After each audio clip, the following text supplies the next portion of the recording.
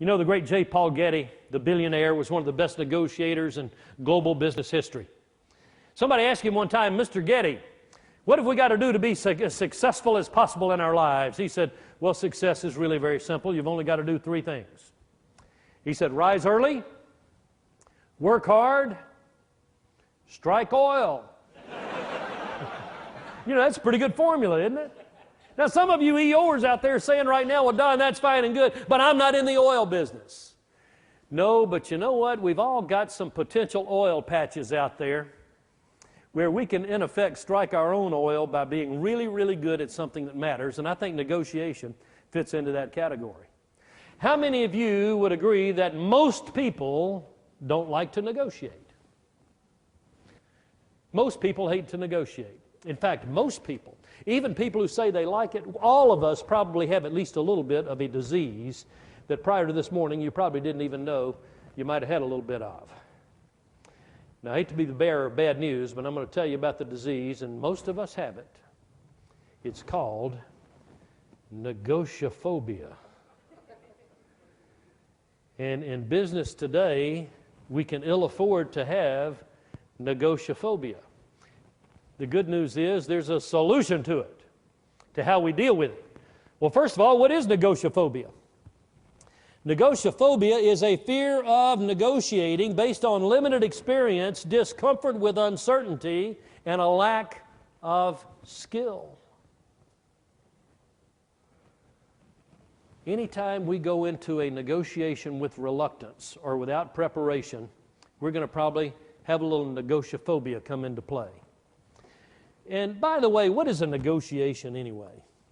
A negotiation is the often ongoing process through which 2 or more parties whose positions are not consistent work in an effort to reach an agreement. That's a negotiation. Now, let me give you a couple of models and a little history on this, that there are 4 negotiation styles. And it is incumbent upon us to know all 4 and be competent in terms of the 4 skill sets of how to do each. And this is a new concept. It's a new twist for negotiation training because most people have one method. If they teach negotiations at all, they teach one method. And most of it is competitive, hardline negotiation. The pie is finite in size. Every dollar you get, you're taking away from them. And you've heard about the hardline approach, right? Sometimes there's a place for competitive negotiations.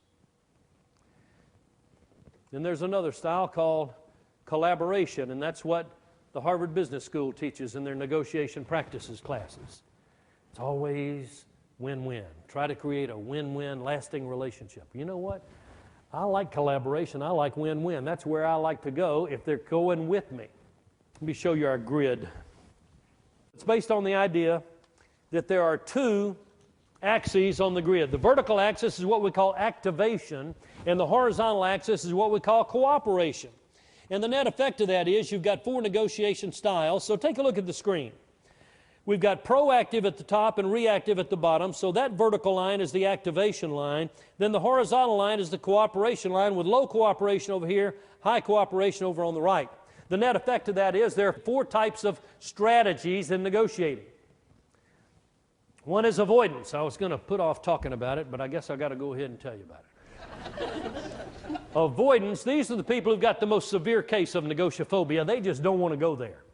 They see it as unpleasant. They don't feel comfortable in the negotiations arena. They don't have the skill sets to carry them through it successfully, and they avoid at all costs. Look where they are on the axes. They are reactive and they are low cooperation. So they're kind of hanging back. Avoidance. Accommodation, lower right, these are people who are reactive but highly cooperative. That means that they're going to be of a spirit to give something up. They're accommodating. Now, if you're going to accommodate, I say go there reservedly, go there with full knowledge, and get something in return if and when you do accommodate. All right, look at upper left. This is the competition. This is what most negotiation trainers teach. Here's how you get every dollar you can get. But you see, that's really not a relationship building sort of thing, is it? But competition is low cooperation but proactive. They're going to try to beat you up if they can for every dollar of your margin they can steal. And then we've got collaboration upper right. That's the desire, I think, in a perfect world. If we want to move people up that loyalty ladder, let's be adaptable enough that we can go to where we need to be on this negotiations matrix right here. Now, what is behavioral adaptability? Well, if we're me-oriented, these are people who are preoccupied with their own agenda. And maybe this is somebody who's going to be a competitive negotiator. They got their blinders on and they're not going to move around much. They're tough. But if they're tough and if you got a lot on the line and trying to negotiate with them, go to competition with them and let them see your strength in your own competitive process. And when you do that so often, they'll lighten up and say, you know, maybe it's time for us to collaborate if they really want to do business with you.